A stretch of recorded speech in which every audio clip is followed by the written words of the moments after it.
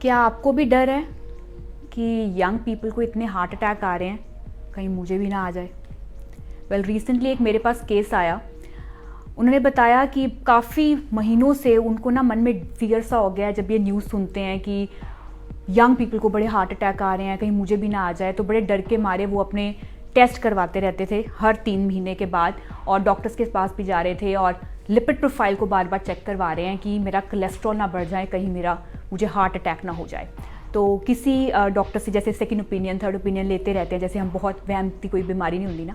सो बार बार लेते लेते किसी ने कहा कि आप एंटीऑक्सीडेंट रिच डाइट लो और ऑक्सीडेटिव स्ट्रेस को जो है वो कम रखो तो आपको हार्ट अटैक इश्यूज़ नहीं आते। वो बंदा बड़ा कंफ्यूज था, कहता ये क्या होता है एंटीऑक्सीडेंट, ऑक्सीडेटिव स्ट्रेस। डॉक्टर के पास इतना टाइम नहीं था सारा एक्सप्लेन करने का, और हमारे पास आए और कहते मैं बेसिकली जानने के लिए आया हूँ कि ये एंटीऑक्सीडेंट डाइट क्या होती है हार्ट के लिए, ये ऑक्सीडेटिव स्ट्रेस क्या होता है हार्ट के लिए, उसके बारे में मुझे बताओ, क्योंकि मुझे तो मन में कहीं ना कहीं सबकॉन्शियसली ना फियर हो गया हुआ है कि कहीं मुझे हार्ट अटैक ना हो जाए, तो मुझे क्या करना चाहिए। तो वही मैं आपके साथ शेयर करने वाली हूँ। आप इतना कुछ सोशल मीडिया पे या आसपास सुन चुके हो कि जब कोई एक्सेसिव एक्सरसाइज करता है या बहुत ज़्यादा स्ट्रेस लेता है या उनकी स्लीप डिस्टर्ब होती है या उनका न्यूट्रिशन वैल्यू कंप्लीट नहीं होता है, तो हार्ट अटैक के इश्यूज जो है वो होते हैं। सो ये चीज़ें आपको पता है कि ये रूट कॉज हो सकता है, लेकिन अंदर बॉडी में क्या चक्कर चल रहा है, ये एंटीऑक्सीडेंट का क्या चक्कर होता है, आज वो हम एक्सप्लेन करने वाले हैं। तो इसको एक्सप्लेन करने के लिए मैं आपको एग्जाम्पल दूँ।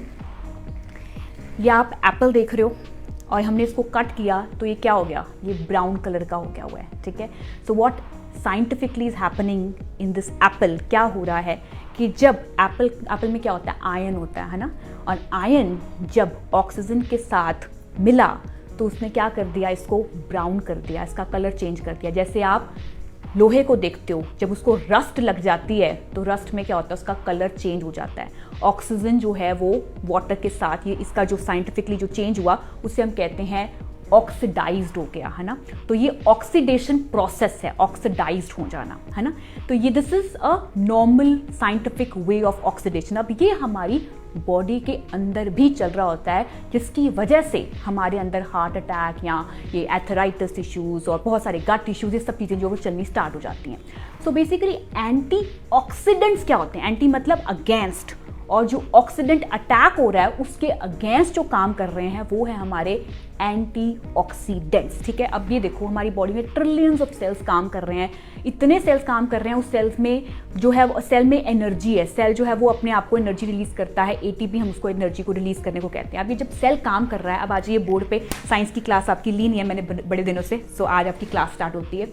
अब देखिए जब हमारी बॉडी में कोई फ्री रेडिकल्स क्या होते हैं, हमारे एनिमीज, ठीक है।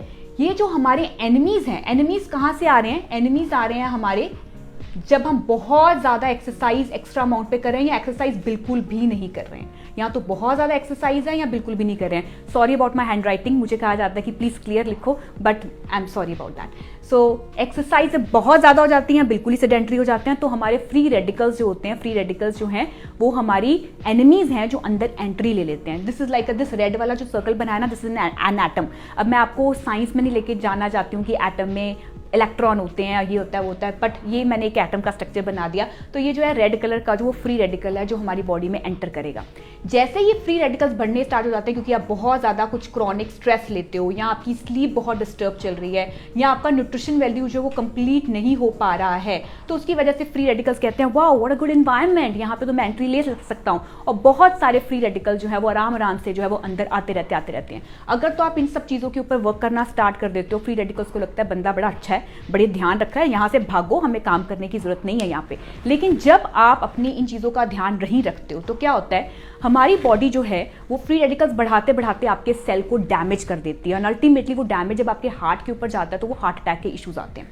और अगर हम अपने आप को बचाना चाहते हैं तो हम क्या करते हैं, अपनी डाइट में हम कह देते हैं आप एंटीऑक्सीडेंट रिच डाइट ले लीजिए। इसका मतलब ये है कि ये जो हमारा एंटीऑक्सीडेंट ये चीज़ जो है इसमें इलेक्ट्रॉन घूम रहे होते हैं, ये क्या करता है, हमारा एक एक्स्ट्रा इलेक्ट्रॉन जो है वो हमारे फ्री रेडिकल को दे देता है, भैया ये मैं तुझे डोनेट कर देता हूँ, मुझे हार्म मत कर, मेरी बॉडी को हार्म मत कर, ये ले इलेक्ट्रॉन ले, और जो तू हिल रहा है ना और मुझे खराब कर रहा है, तू स्टेबलाइज हो जा, ठीक है, ठीक हो जा अपने इस रिश्ते में। तो वो उसको स्टेबल कर देता है। अल्टीमेटली एंटीऑक्सीडेंट जो है वो फ्री रेडिकल्स को स्टेबल करते रहते हैं, अपना इलेक्ट्रॉन देते रहते हैं, अपनी चीज देते रहते हैं और कहते हैं कि स्टेबल हो जा, स्टेबल हो जा। और हेल्दी हमारा जो है वो सेल बनता रहता है, ठीक है।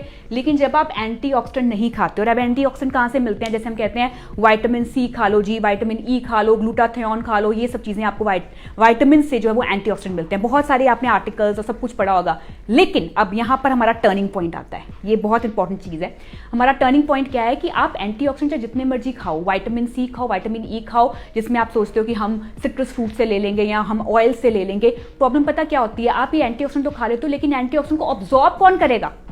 ऑब्जॉर्ब कौन करेगा? इसको ऑब्जॉर्ब करेगा एंटीऑक्सीडेंट मिनरल्स ऑब्जॉर्ब करेंगे। मतलब आप अगर विटामिन सी के फूड खा रहे हो, विटामिन ई खा रहे हो, ग्लूटाथियोन खा रहे हो, इसी के साथ साथ आपको क्या खाना है? इसी के साथ साथ आपको कॉपर भी लेना है, आपको जिंक भी लेना है, आपको मैंगनीज भी लेना है, आपको सिलेनियम भी लेना है। क्यों? ताकि हमारा vitamin C, vitamin E, glutathione जो एंटीऑक्सीडेंट है वो ऑब्जॉर्ब किए जा सके। तो अगर आप विटामिन सी की टैबलेट्स खा रहे हो, आप विटामिन ई के बहुत सारी पिल्स ले रहे हो, लेकिन अगर आपकी बॉडी में कॉपर डेफिशिएंसी है, जिंक की है, मैग्नीशियम की है, सिलेनियम की है, तो एंटीऑक्सीडेंट जो वो काम नहीं कर पाएंगे। सो कॉपर कहाँ से मिलेगा हमें? कॉपर मिलेगा कैश्यू नट से, काजू अगर आप दिन में लेते हो। आपका इंटेक ऑफ, अगर आप सनफ्लावर सीड सुबह खाते हो, अगर आप व्हाइट चना, चिकपी जो है हमस फॉर्म में या नॉर्मल हमारे चिकपी हम खाते हैं, वहां से हमें कॉपर मिलेगा। जिंक हमें पंपकिन सीड से मिलेगा जो हम सोक करके यूज करते हैं। मैंगनीज हमें स्पिनच से मिलेगा, पाइनएप्पल से मिलेगा, हमें ब्राउन राइस या नॉर्मल राइस से भी मिलेगा, और सिलेनियम हमें ब्राज़िल नट से भी मिलेगा। तो ये जो चीजें हैं अगर ये हमारी डेली रूटीन में भी हैं, साथ में आप विटामिन सी ई भी खा रहे हो, तो ये कंप्लीट वेल बैलेंस डाइट जो है वो आपके एंटीऑक्सीडेंट्स को काम करने में हेल्प कर सकती है। ये ऑक्सीडेशन को कम कर सकती है, फ्री रेडिकल्स को अपना इलेक्ट्रॉन जो वो इजीली प्रोवाइड कर सकती है, हमारे सेल डैमेज को जो है वो रोक सकती है, जिससे हमें हार्ट अटैक जो है वो नहीं होंगे या कम होंगे या इतना चांसेस नहीं बढ़ेंगे। तो ये है हमारा पहला point, that is about free radicals को अगर हम कंट्रोल करना चाहते हैं तो एंटीऑक्सीडेंट खाएं।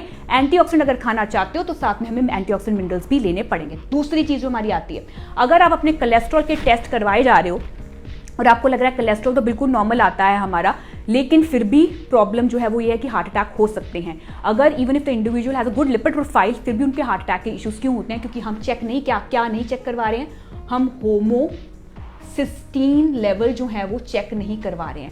होमोसिस्टीन क्या होता है? Homocysteine is a kind of protein, amino acid, जो कि मैं अब साइंस में जाऊं तो मेथियोनिन से होमोसिस्टीन बनता है, होमोसिस्टीन से सिस्टीन बनता है, और उससे ये बहुत बड़ा प्रोसेस होता है। लेकिन नॉर्मल लैंग्वेज में बात करें तो अगर आपका होमोसिस्टीन लेवल बढ़ा हुआ है, और ये आप ब्लड टेस्ट रिपोर्ट्स में भी करवा सकते हो, होमोसिस्टीन के लेवल चेक करवा सकते हो, अगर आपका 15 से बढ़कर आता है होमोसिस्टीन लेवल, तो आपकी ब्लड की वेसल जो वो स्टिफ हो सकती हैं, जिसकी वजह से आपको हार्ट इश्यूज आते हैं। तो होमोसिस्टीन लेवल्स भी आपने चेक करवाने हैं। लेकिन प्रॉब्लम पता क्या है, होमोसिस्टीन लेवल्स को हम मैनेज करने के लिए हम क्या करते हैं, मेथियोनिन के सोर्सेज खाना स्टार्ट कर देते हैं, जो आपको डाइट रूटीन में कई बार हम लिख देते हैं कि बीन्स खाओ, पीस खाओ एंड ऑल दैट स्टफ। हमेशा याद रखना हमें ये है कि होमोसिस्टीन को सिस्टीन में कन्वर्ट करने के लिए सबसे इंपॉर्टेंट चीज होती है हमारी vitamin B, folic acid, vitamin B12, B1, B6, ये चीजें होती हैं जो हमारे होमोसिस्टीन लेवल को मैनेज करने के लिए हेल्प करती हैं। तो पहला पॉइंट था कि अगर आप मिनरल्स खा रहे हो तो वो आपके एंटीऑक्सीडेंट हेल्प करेगा। दूसरा पॉइंट ये है, vitamin B plays a very important role to maintain your heart health. It's not only about कि हमने हार्ट हेल्थ के लिए जो है वो हमने फैट बंद कर दिया या ऑयल बंद कर दी, उससे नहीं होगा। हमें हार्ट हेल्थ अच्छा रखने के लिए होमोसिस्टीन लेवल्स को हमें मैनेज करना है, ताकि ब्लड वेसल स्टिफ ना करें, और वो तब होगा जब आपका विटामिन बी लेवल जो वो एक्यूरेट होंगे। और विटामिन बी में B12 इंपॉर्टेंट रोल प्ले करता है, जिसकी वीडियो मैंने ऑलरेडी आपके साथ शेयर की हुई है। B12 के लिए इंट्रिंसिक फैक्टर होना बहुत जरूरी है, दैट इज गुड बैक्टीरिया होना चाहिए। तो कहां पर रिलेशन आया, गट अच्छा वर्क करेगा तो विटामिन B12 अब्सॉर्ब होगा। अगर आपका स्टमक में इशू चल रहा है और आपके गट में जो है वो कॉन्स्टिपेशन, एसिडिटी, आपकी बॉडी जो है वो न्यूट्रिशन अब्सॉर्ब ही नहीं कर पा रही है, ना तो वो विटामिन बी अब्सॉर्ब कर पाती है, B12 अब्सॉर्ब कर पाती है, ना जिंक, ना मैग्नीशियम, ना सिलेनियम, अल्टीमेटली हमें हार्ट इश्यूज आ जाते हैं। सो गट से ही हमारी सारी प्रॉब्लम स्टार्ट होती है। अगर अच्छा गट वर्क करेगा तो इन्फ्लामेशन कम होगी, और होमोसिस्टीन लेवल जो हमारे लिवर में मैनेज होते हैं वो इन्फ्लामेशन को कम करेंगे। तीसरी चीज जो आपने चेक करनी है वो है आपका CRP लेवल, रिएक्टिव प्रोटीन, जो लिवर में चेक होता है, जो आपकी इन्फ्लामेशन को बताए कि कितना इन्फ्लेम्ड है हमारी बॉडी, हमारा लिवर, हमारा हार्ट कितना इन्फ्लामेशन की तरफ जा रहा है। तो ये रिएक्टिव प्रोटीन टेस्ट जो हमारे लिवर के टेस्ट से हम कंसिडर करते हैं, इन्फ्लामेशन टेस्ट से, जिसमें ESR वगैरह सब आ जाते हैं। लेकिन ये सबसे इंपॉर्टेंट टेस्ट है। अगर आप कोलेस्ट्रॉल का भी करवा रहे हो तो हमें साथ साथ में ये भी चेक करना है कि होमोसिस्टीन लेवल क्या है, और रिएक्टिव प्रोटीन टेस्ट जो है वो हमें बता रहा है कि कितने लेवल पे इन्फ्लामेशन जो है वो बढ़ी हुई है। तो इन तीन चीजों का आपने ध्यान रखना। अगर आपको लगता है कि यंग पीपल में भी आपको दिख रहे हैं हार्ट अटैक अटैक, और वो एक्सेसिव एक्सरसाइज करते थे या खाने में क्या खा रहे थे, उनकी नींद डिस्टर्ब थी या उनका मेंटल स्ट्रेस बढ़ा था, ये सारी चीज़ें इन्फ्लामेशन बढ़ाती हैं। जब इन्फ्लामेशन बढ़ती है तो हमारे एंटीऑक्सीडेंट जो है वो अपनी एनिमी को अपनी मारने के लिए रेडी हो जाते हैं, और फ्री रेडिकल्स को स्टेबल करने के लिए एंटीऑक्सीडेंट तब काम करेंगे जब एंटीऑक्सीडेंट मिनरल्स आप खाओगे, होमोसिस्टीन के लिए विटामिन बी रिच फूड आप साथ में इंक्लूड करोगे, और गट हेल्थ को एक्यूरेट करोगे, और साथ में अपना रिएक्टिव प्रोटीन भी चेक करवा के देखना। और रिएक्टिव प्रोटीन को मैनेज करने के लिए हमें अपनी लिवर हेल्थ पे काम करना है ताकि लिवर इन्फ्लामेशन क्रिएट ना करे। और लिवर हेल्थ क्या होती है? जब आप टाइमली खाते हो, जब आप लेट नहीं खाते हो, डिनर जो है वो अर्ली रखते हो ताकि बाद में बॉडी रिपेयर कर सके, लिवर की एक्टिविटी अच्छी वर्क करे, रॉ फूड को, रॉ वेजिटेबल्स को इंक्लूड करते हो खाना खाने से पहले, या लिवर के लिए हम जितने भी एंटीऑक्सीडेंट चीजें मैंने बताई वो भी आपके लिवर के लिए हेल्प करती हैं। तो इन चीजों का ध्यान रखिए और डरिएगा नहीं, क्योंकि यंग पीपल में जो ये इश्यूज आ रहे हैं वो सिर्फ आपको एक तरह से नॉक कर रहे हैं। ध्यान रखो भाई, आपकी बॉडी आपकी डिमांड मांग रही है। Thank you.